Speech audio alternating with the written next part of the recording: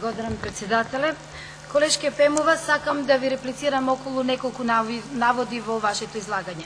Прво, зборувате дека законот се носи многу на брзина и за кратко време. Јас само да ве потсетам дека дебатата околу законот за јазиците ја започнавме пред локалните избори. Значи, имавме неколку продолженија на дебатат на оваа расправа, така да не може во никој начин да зборувате дека се носи избрзано или по скратена постапка. Законот се носи по редовна постапка, поминува на прво читање во комисијата, помина не само во една комисија, комисијата за европски прашања, да ве потсетам, помина на комисијата за политички систем, а потоа и на комисија законодавно правната комисија. Што значи процедурата се испочитува? Денес на ова прво читање на пленарна седница ние разговараме околу потребата за носење на законот за употреба на јазиците. Ова е една од точките кои што беа можеби пречка каде на сопнување после носењето на Охридскиот рамковен договор.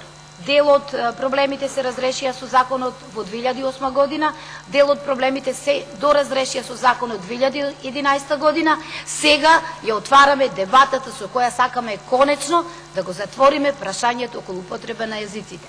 И ние навистина како парламентарно мнозинство не бегаме од дебата. Расправаме и спремни сме да ги спротиставиме ставовите дали е добро ова законско решение и онака како што дискутиравте по различни прашања.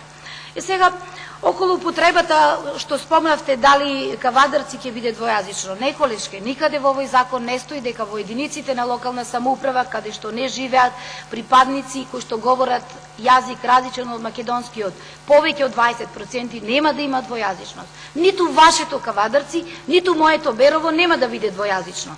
Ова е само начин да се олесни на граѓаните кои што говорат јазик различен од македонскиот, а се 20% во пристапот на институциите, во пристапот еве конкретно како здравството, институција од кој што доаѓаме јас и вие, да можат на еден квалитетен начин да ги задоволат и да ги остварат своите права.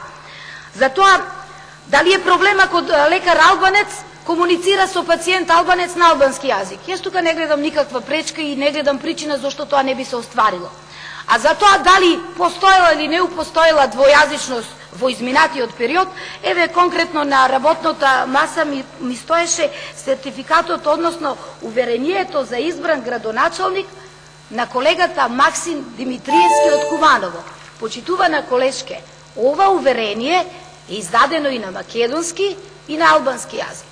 Ова уверение е издадено во период пред да ние го изгласаме законот за употреба на јазиците. И нема никаква пречка, затоа што во општина Куманово живеат повеќе од 20% граѓани што говорат јазик различен од македонскиот. Пемова Весна, контрареплика.